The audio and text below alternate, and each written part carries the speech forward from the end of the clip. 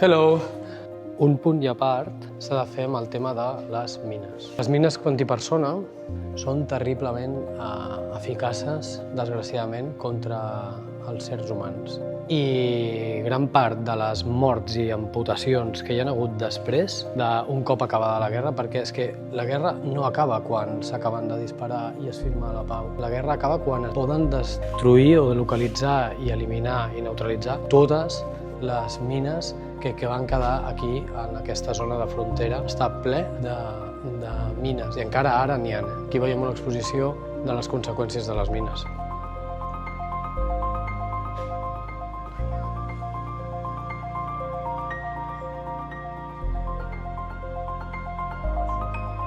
El problema de les mines, simplement la conseqüència més letal que queda encara de la guerra entre Croàcia i Sèrbia, aquí a la frontera. Bàsicament encara queda una part del territori, sobretot àrees rurals, boscoses, que encara estan minades. Tant el govern serbi com el govern croat fan molts esforços per desminar tota aquesta zona.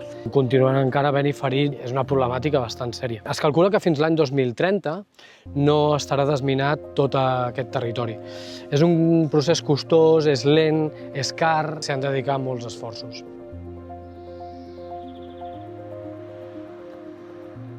Aquest catxarro que tenim aquí darrere es diu Hurricane i és un projecte iugoslau-iraquià que el que feia era disparar a través d'aquests tubs d'aquí dalt, parava mines antipersona i les escalpava en una àrea de més o menys 2 hectàrees, el qual era perillosíssim per la societat civil perquè bàsicament durant molt de temps quedaven les mines escampades pel terra i no es podien eliminar fins que anava algú i les treia, amb la qual molta gent les trepitjava després i era una arma molt letal. En l'atac a Zagreb es calcula que només 2 o 3 vehicles d'aquests van poder causar la mort directa de 200 persones.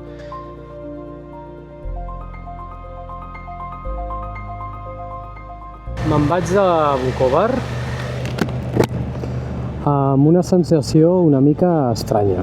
Passar fa molts anys. Em fa pensar que actualment continuem tenint aquestes guerres a les portades dels nostres diaris, igual que jo llegia aquesta fa 30 anys, i que la comunitat internacional no només no fa res, sinó que continua encallada en els problemes de sempre.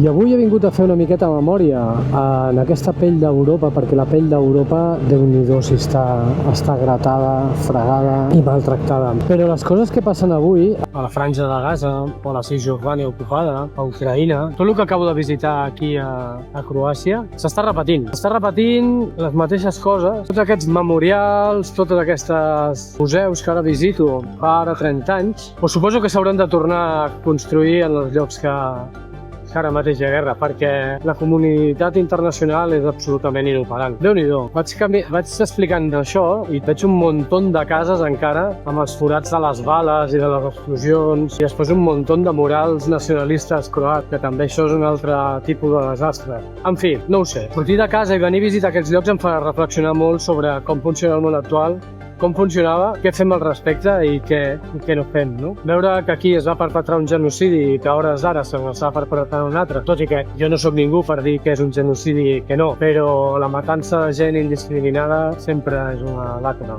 No, mira, aquí hi ha el cementiri. Aquí hi ha un cementiri immens, amb les 1.800 persones que van morir aquí a la ciutat. No vull veure més cementiri, estic cansat. Plena de creus. En fi, me'n vaig a conduir, que això sí que em posa content, i m'esperen ara 500 quilòmetres per carreteres petitetes. Sortiré a Croàcia, creuaré el riu Drina i el Sava, el Danubi, vamos, i me'n vaig a Sèrbia. Razvidenya! Vamos! Ciao!